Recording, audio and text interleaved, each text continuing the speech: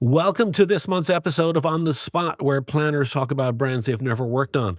This is as if you're sitting in a bar talking with a bunch of planners, and this would be basically what we would do. We have strong opinions, and like anything that happens in a bar, you take it with a grain of salt. So we're not claiming we're completely right. They are just our opinions, but we're excited to share them with you each month in this particular episode. I want to talk to you first about Boston. We are going to be live in Boston at Arnold this Thursday night, January 29th at 6 p.m. We have a great panel. We're going to be talking about brains, grit, and brand building the Boston way. An awful lot of great work coming out of Boston. So I hope you can join us. Tickets are available on our website at onstrategyshowcase.com under the live tour tab. So we hope to see you there. So as I mentioned, Burberry and Johnnie Walker are the two brands we're going to be talking about today on the episode with these bunch of misfits. I wanted to mention a couple of things.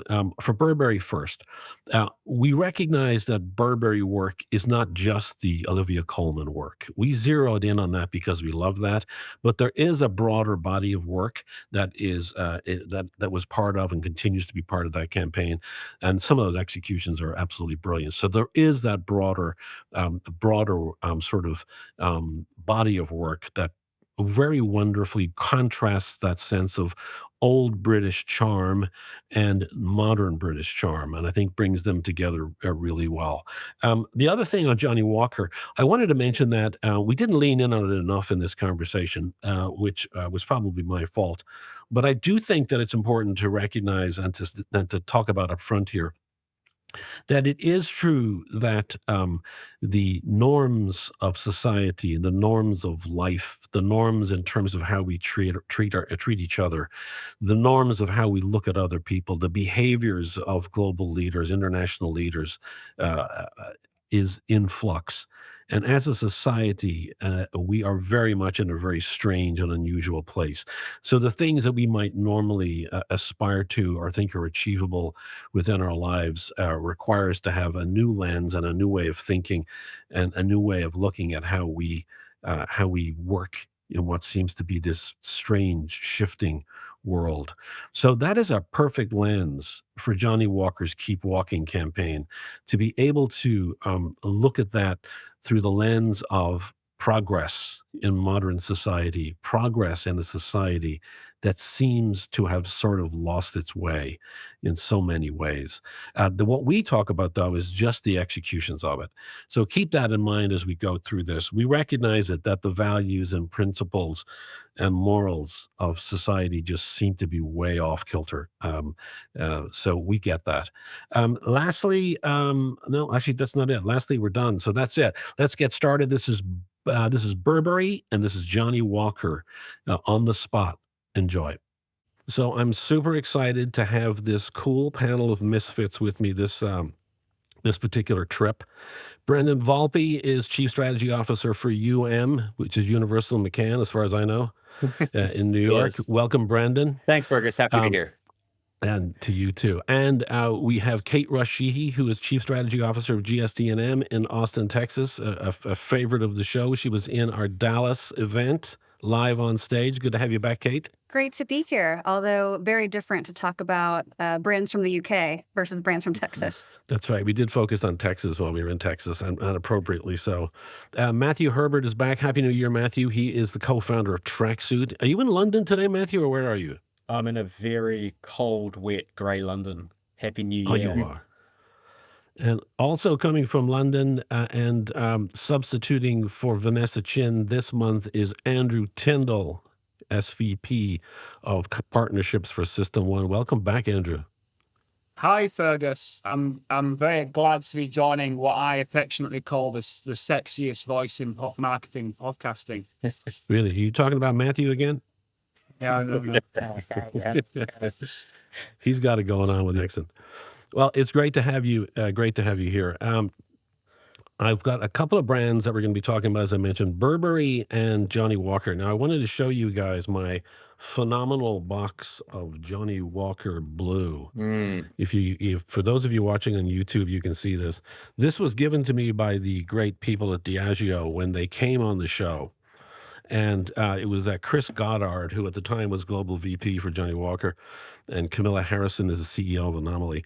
And we talked about Johnnie Walker, and I think I want to start with.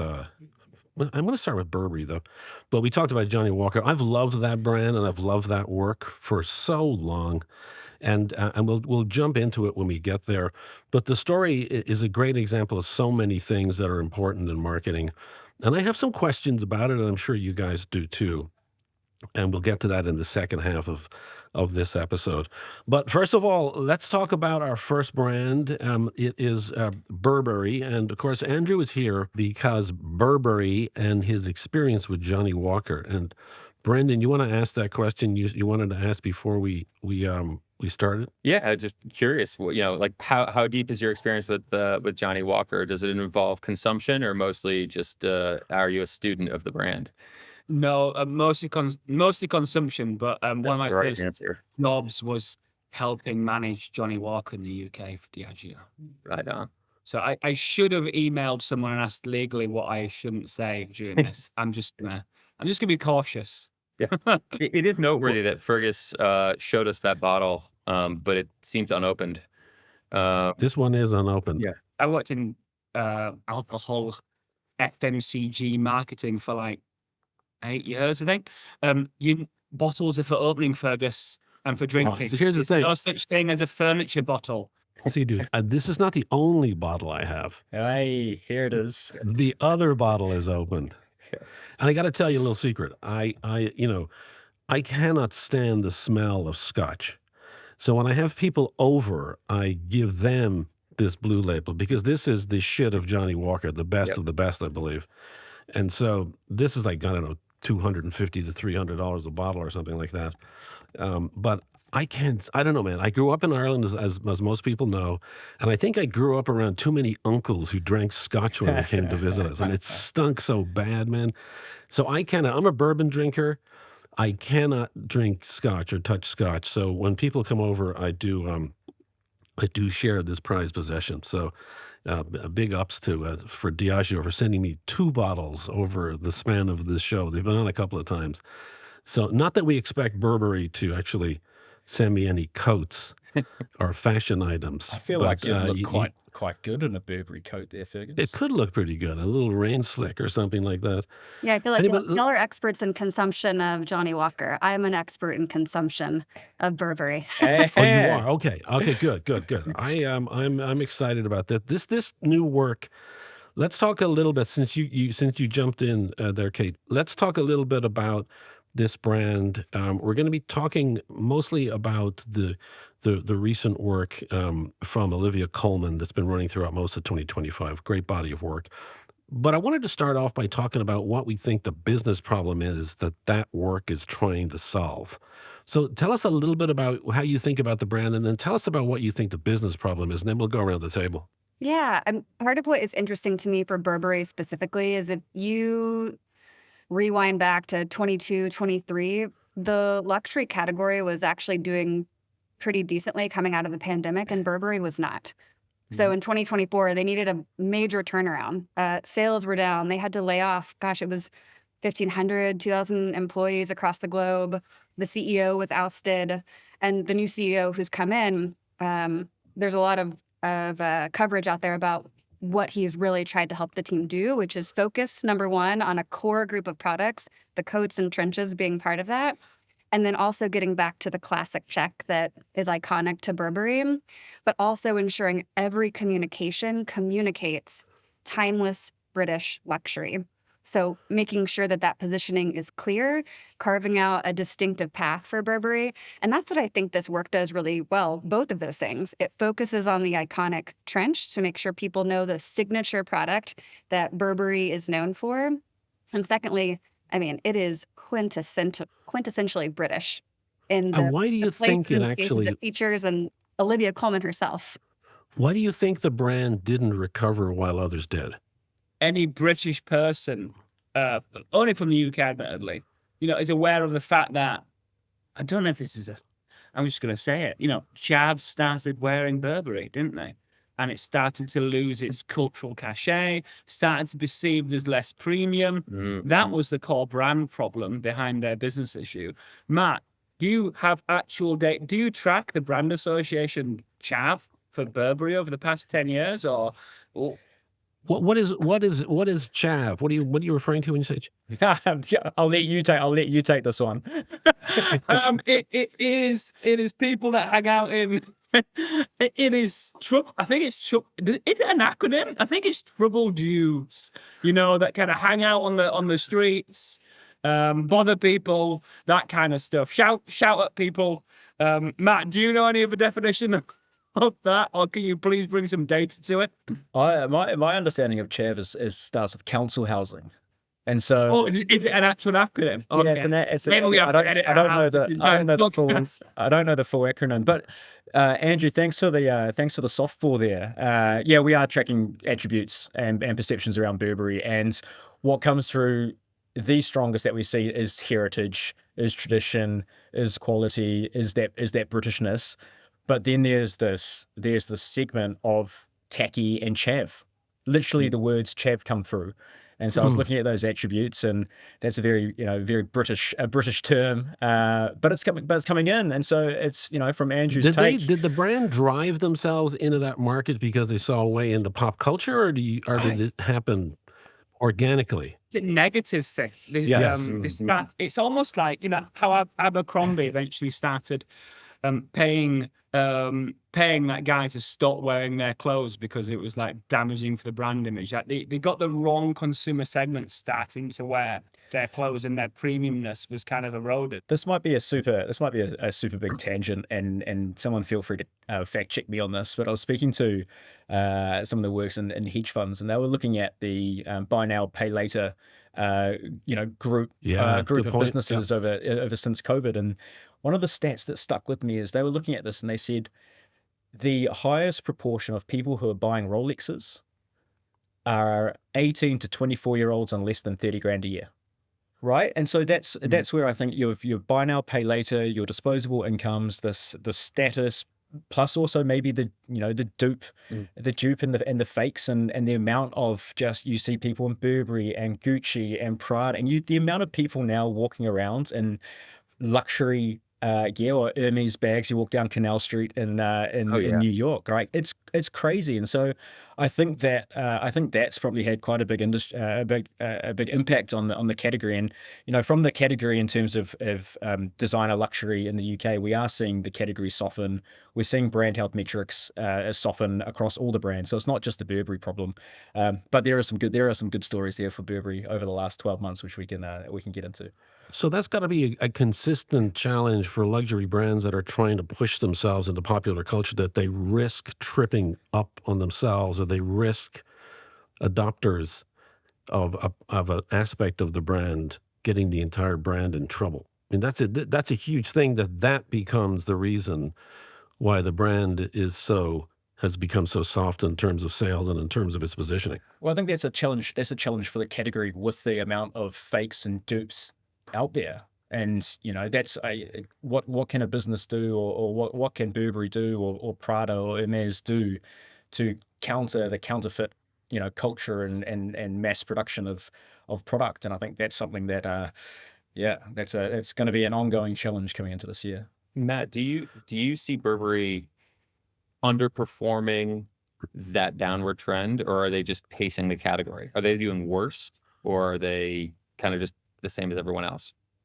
They are holding more stable than the rest of the brands. I mean, Hermes and Prada are outperforming. I think call those two out. Preference for Burberry in the UK is at 15%. Okay. Right, and that's in the fourth position of some of the designer brands that we're looking at. Where there is, and I think this is coming amongst back to general population, or what of people who are purchasing designer luxury fashion items. So a more narrow perspective of active consumers. What I thought was quite interesting, and maybe I'll softball this back to Andrew, is that when we look at the drivers of consideration between awareness and consideration, what is the driver of that? One of them that comes through at 2.4 times more likely is a brand I feel positively about. Right, so there's an emotional piece in here. Burberry has seen an 11% increase between 45 and 54-year-olds in the last 3 months compared to the 3 months before that. And so generating word of voice, talking about like, do I actually feel positively towards Burberry? We are starting to see that come through. And that's probably a challenge that I look at Burberry, and especially with the Olivia Colman work, is, are they doubling down on their core audience? Or is there a new audience that going after? And I think, the work that's coming out is in that middle age group. And I speak about customer segments and age demographics very carefully, but as a broad brush, they're doubling down and it's resonating. And I Anything to would add, say, Kate? looking at that work, my first question was, who is this for? And it's a global piece of work. So first I asked, like, is this really going to resonate with Americans? There's that it's a famous quote about what is it? Hold on. I wrote it down. England and America are two countries separated by the same language. Whether you attribute it to Oscar Wilde or Bernard Shaw or Winston Churchill, this commercial in particular made me think that. As an American, I didn't fully grasp it. And I spent a lot of time in London for work. And part of it was like, maybe that's on purpose, and it makes you want to know, because I wanted to know a little bit more, lean in. Or is it for the Brit, that 15%, or maybe the 85% who hasn't considered the brand but is in market for luxury goods because it says something about the culture of England and the everydayness that exists in the world? So that was my biggest question, is who is this for? And my biggest takeaway was, because the branding is so minimal, it feels like if you know, you know. It's for somebody who already will recognize the signpost of the trench, will pick up on the very kind of implicit cues, because you don't get to the logo till the very end. And even then, you don't see the word Burberry. That has to be for people who are already initiated into the cult. At this point, do we explain the ad? Have we played the ad on the podcast at this point? We have not played it yet, Andrew. Hang on. So it was Sorry, interesting. Oh, That's go all ahead. right. I know you want to talk about ads. I've not even seen it. This is not an on-ad showcase. It's on strategy. So Get to the advertising further. I know it was to get to the meat of it, but it's interesting. I mean, to me, when we had a show a couple of weeks ago where we talked about the British Airways work, and there was a great point brought up by one of the strategists, and like Dan Eng, CEO Chief Strategy Officer at Johannes Leonardo in New York. He said that because he was talking to your exact same point, Kate, and his point was that English culture is universal culture. That, when you look at the amount of people that are listening to or watching BritBox or watching Downton Abbey, there's this sort of, it translates internationally. So that work, and when you look at a universally recognized actress like Olivia Colman, you begin to see how that culture begins to spread in a very positive way. I think it used to be American culture. Yeah. Now I think in a great way, I think it's English culture that is an amazing currency internationally. So I think it works on both continents. Does that make sense? Yeah, I do think it works. It's more, for me at least, while I didn't fully grasp it, I kind of wish I did. The nuance, not the overall kind of picture. And maybe that is the aspiration they're reaching for. And what's the nuance when you say nuance? If you haven't been to London and you haven't ordered fish and chips, the idea of choosing between cod and haddock might be completely lost on you. Okay, gotcha. And I find that the most intriguing part because I'm learning something. So it's like the dots are connected to a new thing I begin to discover about culture. Okay, so let's to Andrew's request, let's actually play a couple of the spots. The first one we're going to hear a clip from is her in a chip shop, which is a French fry shop or a fast food place, very English and Irish too. Also, another one she plays, so she plays different characters in different locations or environments around the country. One which would be much more blue collar, another one which is a lot more premium. So she's sitting in different worlds and in different spots, playing different characters. So the first one is serving the chips that we talk about in the chip shop. Second is she plays a tour guide in a museum. So you'll hear a clip from that. And then the third one, I don't know how to describe her. She's sort of the female version of a country squire almost. She's driving through the countryside in her Land Rover and comes across a flock of sheep blocking the road. And so I'll play clips from that now, and then we'll come back and talk with Andrew. There you go. Next. Fish and chips, please. Just fish and chips. Yeah. Cod or haddock? Cod's a classic, haddock is tastier in my opinion. I'll give you one of each and then you can compare. Okay. Oh, well, you'll be wanting a saveloy. Saveloy? Battered, of course. Okay. Mushy peas? And mushy? I'll give you two. The famous moment of his life was when he removed his cloak and laid it over a puddle so that a particularly important person of the time could walk across it without getting her feet wet. What a gentleman. Yeah, but terrible teeth. I mean, really bad. Everyone did then, though. Or wooden teeth, hardly better. Ew. I know, quite. Now, imagine, if you will, a puddle. I'm going to play the role of the very important lady who's going to remove their coat and lay it over the puddle for me. You, madam? No. Okay, I'm having you on. Right, next stop is the Earl of Sandwich. Chop, chop. Yeah, it is strange. And you know what else is strange? Living in the middle of nowhere. I would think you'd be able to get some sleep out there. Yeah, I've tried everything. Meditation, white noise apps. I'm just very tired. I just can't sleep. I think I'm going to have to go back to counting sheep. Is everything all right, darling? Oh.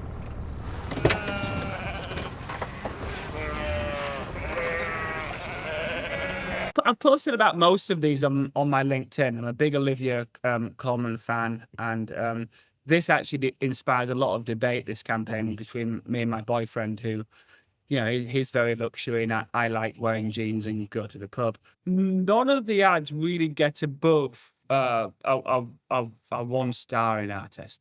Wow. So they really struggle to inspire an emotion. Our star rating is the emotional response to advertising. And that's a 1 to 5.9 rating? Yes, yeah. The category average is about 2, just fashion is struggling generally. So a lot of stuff. It really struggles to get above 2 and any of this campaign with a broad audience. And more interestingly, because emotion's just half the battle. So you bring up a good point there. So if you say amongst the broad audience, is you're not targeting among, so you're not able to segment out the people who might be the target audience, the people you referred to earlier. And I was about to go and do that, and I stopped myself because that's not the point. So What? I was about to go, because I was preparing for this. I'm very diligent, Fergus. I was preparing for weeks for this podcast. I was thinking, should I segment and test with Burberry buyers or even fashion, luxury fashion buyers? No, because category leaders must grow their brand through new penetration of new customers. You shouldn't be advertising to past buyers. And category leaders, Ehrenberg Bass has shown that 75% of share growth from category leaders actually comes from expanding the category, not stealing share. So we should also not be worried about those that claim their luxury fashion back. But isn't that the buyer they're trying to reclaim, though? This is the business problem, is they've lost favor within the category of people who would or might have bought them. Burberry is still surely a category leader in this market, right? At an awareness level, absolutely. But then it's dropping off. They can't just focus on re-recruiting, stealing customers and getting past customers. That's not how brands grow. Like what we talk about there, Fergus, you're not a proponent of loyalty, are you, Fergus? I'm very loyal to my wife and my children. Do they have a loyalty problem? Is that the strategy here? No, that can't be true. Well, no, I don't mean a commitment. Yeah, no, let's not go there. But my thing is, but if I was to talk about your partner and you being a representative of the potential market, your boyfriend being a representation of in-market, what do you think he would think? Or how do you think he might score on a scale of 1 to 5.9? I think he would score 5 on our star rating. He would be intensely positive and happy. And that brings us on to our second key metric, distinctiveness. We measure fluency. None of the ads we tested got higher than 20% brand recognition. But let me ask you this, because this is my thing, right? What about campaign effects, though? Because nobody just sees an ad, and we can't judge a whole campaign based upon a single execution. What about social impact? What about the whole campaign effect in ad testing? I agree. So I'm on the fence about this. I think only a marketer would believe that a customer would care so much that they're stitching together 1 or 2 seconds of attention spread across bus stops, social. I mean, sometimes at Christmas, people try to do like 3-part stories. Can you imagine? Like, in the planner's head, I can imagine them going, okay, so great. They've really enjoyed part 1. Then they're waiting for part 2. They remember part 1, but then part 3 comes in and the whole thing, oh, it's beautiful. Well, dude, Kevin the Carrot. What about Kevin the Carrot? Yeah, Kevin the Carrot, one of the most distinctive ads ever. That gets 100% brand recognition after a few seconds because they've invested and used distinctive brand assets. Like, I think there's what's great about this Burberry campaign, and we touched on it, is, and there's this new, we're launching a new book with Effie, Sister One, in a few weeks, and we're going to be talking about in it the creative dividend. And there's 4 ways you can really be more creative in your category: more emotional, more distinctive, more entertaining, more showmanship, and more consistent. I think the Burberry stuff is weirdly consistent. Like the tone and the product use is very consistent. It's incredibly entertaining. To build on that, what I think is interesting from a campaign effect to your question, Burgess, is they have a positioning of timeless British luxury that is stitching together many communications, from the welcome sign at baggage claim at Heathrow to one of these communications. And I do think they hit the bullseye on all of those in a way that feels both more modern while still being classic to the brand and its heritage and DNA, without over anchoring in the heritage. Like, it feels,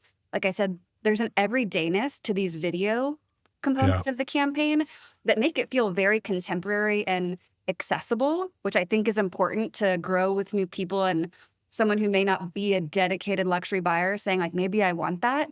And maybe that is enough to help these video pieces feel a little bit bigger. I agree. No one's trying to stitch it all together, but they all give the same vibe and have a distinctiveness in that way, which I do think is working, even though the branding has some room to improve. All right, let's move on to Johnnie Walker. And there's a connective tissue between these brands' challenges, and I think it's this idea of keeping up with popular culture, inserting yourself into popular culture in a way that tears you away from being rooted in traditional luxury, or in I think in the case of sort of legacy, or what's the term that they use? Yeah, legacy whiskey drinkers. In the case of Johnnie Walker. So let's talk about this one. I'm gonna just play a couple of spots just to kick it off with, and we'll play with this in edit. But for me, my recognition of Johnnie Walker started with the Robert Carlyle spot in 2009. Now, for me, that's when it kind of got on my radar, because it was such, to me, a brilliant creative idea. It was performed so perfectly. It worked so well. It rooted itself in its heritage and legacy as a Scotch whiskey brand. It had talkability, at least within the industry. It was a fucking 6-minute film, though. And that was in 2009. Here's a true story about a young lad named John. Just a local farm boy, but with something special about the lad. A glint in his eye, a fire in his belly, a spring in his step. And one day, he went for a walk. Now, this walk began when his father died. The year was 1819, and he was just 14 years old. Bereavement counselling. Well, these were the days when young boys were sent into the fields, the mills, the mines, tough times. But young John was smart enough to be lucky. His father's farm, where he was born and raised, was sold, and the proceeds used to open a grocer's. Big responsibility for the wee lad. His own shop in Kilmarnock, with his name on the door, John Walker. Or Johnnie, as the world now knows him. Now, that was not the beginning, though, of this entire Keep Walking platform. It started with Harvey Keitel in 1999, when Harvey Keitel was talking about his experience as an actor on stage. And we'll drop all of this work on our website. You guys can see it. But the man who walked around the world, Brendan, do you remember that spot and that film? Mm-hmm.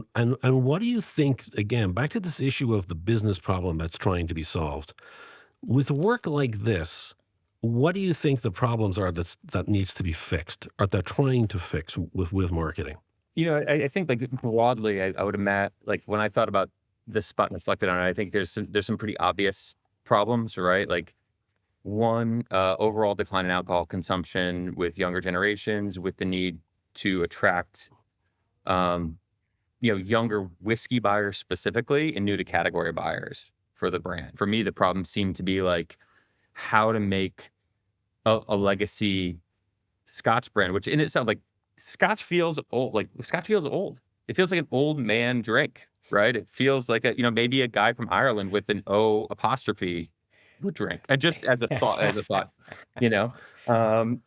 sort of And in certain circles, it's referred to as Scotch, and in other circles, it's referred to as whiskey. And whiskey right. has a much Yeah. a cooler level of associations with it. Totally. And then at GSD&M, we work on the Corona business. So we are always tracking what's happening in beer and spirits. And the biggest trend in spirits is the move to canned cocktails and tequila in particular. So I agree. You think about Scotch, and I mean, my association, a little older than Gen Z, who they might be trying to win with, of legal drinking age, is like, I think Ron Burgundy, Scotchy. An old man, like, a certain connotation. Right. So I think it has that up against it, while you've got people going for cute little cans and tequila, like lighter spirits overall. The issue is the category has all fallen for the same strategy that kind of Brendan was just sharing around Scotch and whiskey's dusty. So what are we going to do? We're going to go for progress. So you see that in Glenfiddich now, and where it's about the stag's about progress. Jack Daniels, the Make It Count, is about moving things forward, and quite like sport advertising as well, that turned into this kind of like progress soup. And everyone starts to have a really close positioning, which is unfortunate. Why are they doing that, do you feel? Well, everyone's copying Johnnie Walker. Well, but isn't everybody just trying to find a foot in popular culture? And is that the problem? Well, I They're wonder if all it's dipping about, in the same cultural pot. I wonder if it's about popular culture, or if it's over the last decade, how many briefs we've written that were about aspiration. And aspiration is progress, which I feel is how a lot of brands can start to end up in that space, eroding something that Johnnie Walker has done for decades. What do you think, Andrew? Yes, completely. It's just, but I will stick to the fact that Johnnie Walker did this first. This is an iconic campaign that has built billions of pounds of category value, and it's carried Diageo through the centuries. And everyone that's worked in this brand should be considered a legend. Where it's got to now is quite different. So, like, if you look at the Robert Carlyle stuff, it's about progress, Collective about progress. storytelling, and it's Scottish. Like, it wasn't afraid to be Scottish. And I don't think Scottish doesn't. A lot of whiskies are now like pretending to not be Scotch and go for whiskey, and they're a global spirit brand instead of whiskey, which I don't think necessarily means that you're going to have to charge more. I think you can do things in a very premium way and still be Scottish, like the Glenmorangie work with Harrison Ford, Glenmorangie, sorry. Glenmorangie, I assume so. There's too many Glens in this category. With Harrison Ford, that's like Scottish as hell. That's premium, and Harrison Ford's in a kilt with his stuff out. And just so people know, you cannot be called a Scotch unless your product's from Scotland. It's the same with champagne, the same with cognac. That's why not everybody can be Scotch, but everybody can be whiskey. The last time I was working on the brand, was that brilliant campaign, I don't know, we called it anthems internally. It was where they found a lot of songs of walking in it. Yes, these boots were made for walking. Take a walk on the wild side.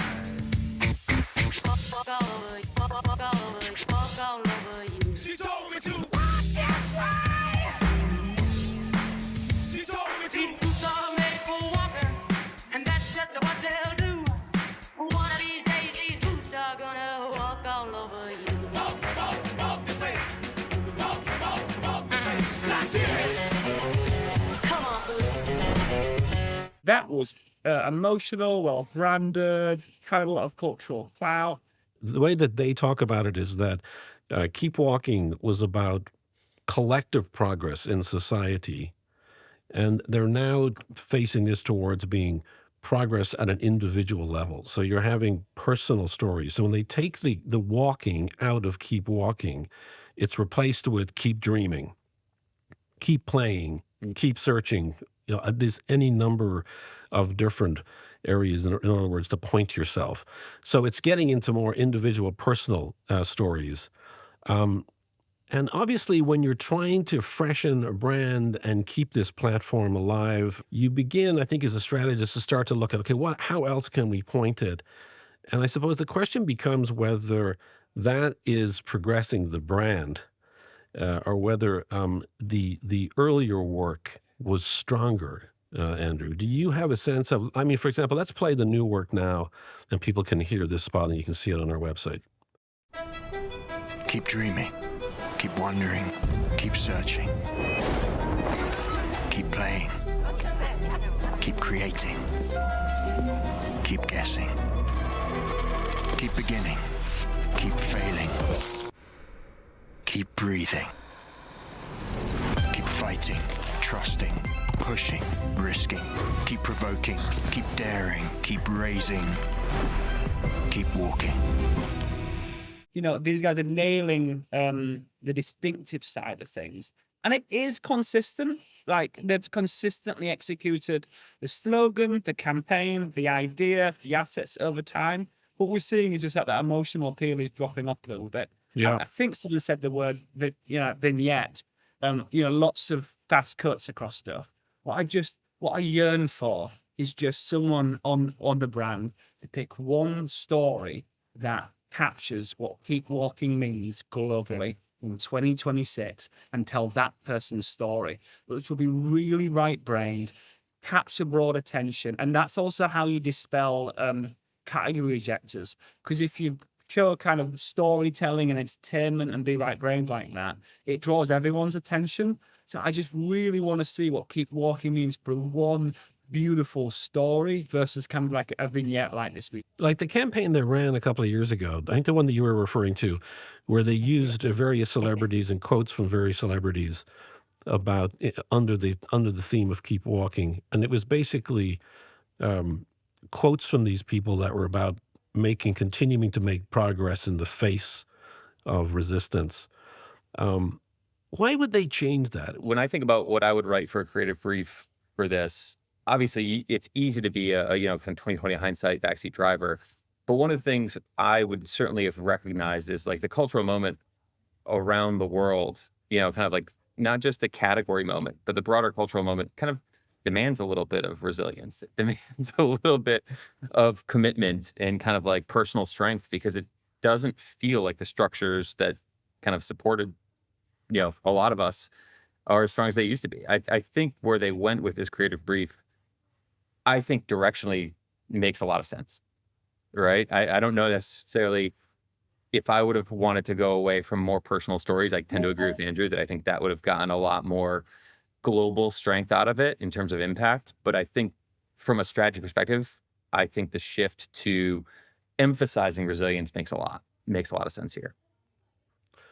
Yeah, I don't disagree with that. It stands in direct contrast to what Glenmorangie has done when they've moved their 5 years of marketing spend forward as CapEx, hired Harrison Ford, shot one campaign, and they're going to use that campaign for the next 5 years. Mhm. And it's a brand campaign with a celeb, but it's like they've gone big on it, and they're going to use that for 5 years globally. Mhm. Whereas you can, it's a fact. Johnnie Walker releasing a new campaign, a new ad. If I could finish one part of the thought before we go on is sort of like, I think the question is are they fighting for brand distinction, or do they have to fight for category relevance? And to me, one of the biggest questions that I have going back to the start of this part of the conversation is like, if whiskey and alcohol is in a challenged position, then as leaders, don't they have to play to the category and make the category more appealing? And I'm not sure that the marketing strategy here focuses on like strengthening the category as much as it is strengthening the brand. I want to bring Matthew in, and what does it look like as a brand, Matthew, in the numbers, and how has it been changing over the last 12 months or so? I mean, I am just thoroughly enjoying this because I'm going to put myself into a potentially new category buyer over Christmas when I'm sitting there with my father-in-law and I'm just trying to enjoy whiskey. I just can't Trying. stand it. I'm just trying to, and I'm building it up. So I'll bring objective, and then I'll some objective data in here, and then I'll bring Selling Johnny Walker in this. and then I'll bring a personal perspective. So from an objective, If you visit a distillery in Scotland, you will fall in love with Scotch and you'll drink it for the rest of your life. I'm here. I'm ripe for the taking. I'm ripe for the taking here. And so if I look from an objective perspective that we've been tracking in the whiskey category in the US with Tracksuit, the last, in the whiskey category over the last 12 months, the category has declined 10 percentage points with those between 21 and 34. So I think the category issue and the job to be done, the business issue, the category issue is the category's in decline, particularly in decline in the 21 to 34-year-olds, which is where Johnnie Walker's been going after. Okay, so there's a job to be building the category. Then we have a look to say, all right, well, if we've got awareness, consideration, preference to usage, what are the attributes that are driving those? And like the majority of categories out there, is for people like me, relevance, is a brand I trust, and is a premium brand. And I think it's to Brendan's point, the premium brands and the Scotch and the Scottish heritage is probably something to lean into. Keep. I agree, and I mean, I would anyway. love to see more Robert Carlyle like ideas that are epic, man. That can be used for over a long period of Well, time. especially when you think about the Gen Z being the audience they want to win with. Part of what I loved about the Robert Carlyle work, it's 2009. I'm a year out of college, and all I've learned in ad school are 30s and 60s. And to see this epic 5.5-minute ad that could only be because of YouTube and its nascency and the kind of upswing of YouTube as a primary entertainment channel, like I hunger to see an individual story where I actually can dig into like what the identity I'm supposed to be aspiring for here is, but an interesting use of channel that could help tell that story in a way that the Robert Carlyle piece did so well. Okay, let's go around the table as we close out, and I want to get your summary thoughts on both of these, on the sort of what is your overall impression of both, or advice you might give to both of these brands, one being Burberry, the second being Johnnie Walker. You can say it from the context of do more of this and do less of this, or make up your own construct. I'll start with Brendan, then I'll go to Kate, and then I'll go to Andrew, and then I'll finish with Matt. So, Brendan, the pressure is on, I know, I baby. feel it. Gosh. With Burberry, I'm not really much of a make the logo bigger guy, but like make the fucking logo bigger. Like just like let us know who you are and like, let us in on it. That's it. I think it's fun, it's whimsical, it's campy. I love the work. I love I love the talent. It's good. Just make the logo bigger. For Johnnie Walker, I think I would focus, to Andrew's point, on a specific story, like balance out the sort of resilience angle with the kind of context and character that will resonate with your younger audience, and just zero in on that. That would be my push. But I think that the cultural insight that I think drove it around resilience and dedication, keep that, just humanize it more. Where are we going to go? Andrew, next, please. So, mentioned earlier, end of Jan, new book coming out of FE and System 1. There's 4 ways you can be more creative. And that is emotion, distinctiveness, being entertaining, so showmanship and right brain, consistency. Burberry is really nailing the consistency and showmanship. But we need some more distinctiveness in there. We need to crank up distinctive brand assets. Not going to say it's meant the logo bigger, but that's a great creative brief. How do we integrate our brand into this without ruining the rest of it? That's what you brief a creative team to do. It's a great brief. With Johnnie Walker, I think it's really distinctive. It's really consistent. It's got enough emotion. How do we crank up that entertainment and right brain so we can actually attract and hold that broad attention again? Yeah. Kate? No new notes on Burberry. I agree. Distinctive vibe, own it. For Johnnie Walker, Go in a different creative direction, or you like the creative direction? I like the creative direction. It's Okay. entertaining. It's what Brendan said. It's whimsical. What Andrew said. I wish there was more product, or that you knew it was Burberry from the start, so they get credit for the really fun everydayness and contemporary vibe they're bringing to a heritage brand. When I look at Johnnie Walker, I've been thinking a lot about my favorite, now that we've explored other spirits advertising, the Belvedere one. I mean, Daniel Craig, just, I love the dance move. But if you think about some of the best, right, where Guinness and the Surfer, or Southern Comfort and the gentleman Yeah, shirtless in a brilliant. Speedo walking Brilliant. down the beach, they've always chosen a human truth bigger than the liquid or the occasion. And Johnnie Walker has that at its core. So I think the challenge isn't finding a new message, keep this, keep this, keep this, keep this. It's really about making that truth feel perhaps more like physically and emotionally present, or really timely in a world that is tired of being told what to aspire for, especially as you have other brands leaning into progress and aspiration and reach for what's next. Johnnie Walker could have a much more interesting lens on that. Matt. For Burberry, I feel like the assets and the distinctiveness is there for me as someone who knows and is familiar with Burberry. But to the point, if the objective is to bring new consumers into the category for Burberry, then maybe just show Burberry and start tying that together a little more. From a Johnnie Walker perspective, as a new entrant into the category, give me one story, give it to me consistently, let me remember it, and I'm going to be leaning your way. What I would be interested around is the Johnnie Walker element, and it's where else and how else are they showing up? You've got the campaign, you've got the creative, you've got channel mix, but how and where in the world are they showing up to connect with this younger audience? That's something that I'd be quite interested in seeing the extra elements of the strategy and the activation. Yeah, Yeah, and where they've been doing. Go ahead, Kate. I was gonna say, and that's where the Sabrina Carpenter, Yeah, Johnnie exactly. I was Walker just going to bring that up. music execution, to me, I was leaned in. It's they're looking at these places where people have deep passion and where there is progress. And I thought that execution spoke to me specifically in a way that the general advertising didn't. And that's why you do activation, right? Dimensionalize for people who might want a deeper story. That's reminded me of one thing. Has anyone seen the Guinness ad where they go to, I think it's the Congo, and there's this collection of guys that wear. St. Pierre's. Yeah, the St. Pierre's. That is an absolutely incredible example of what we're talking about, where Guinness made of more went and found one story and committed to telling it. And like that is one of my favorite ads I've ever seen, and it's like absolutely incredible. I think what we're talking about there is like Diageo's been and done it with different brands before, and we just need a little bit of that magic, don't we? Yeah, and we've done a couple of episodes on Guinness for those who want to hear more about that campaign and the other creative executions within it. You can see it all on the website. Thank you, guys. It is Matthew Herbert, co-founder of Tracksuit in London. Thank you for being here, Matthew. Andrew Tyndall, SVP Global Partnerships for System 1. He is in London. Brendan Volpe is Chief Strategy Officer for Universal McCann,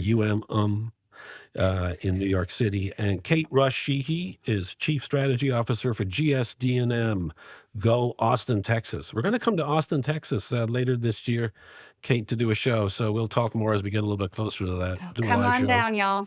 You got it. Thank you, everybody. And we'll see everyone on the next episode.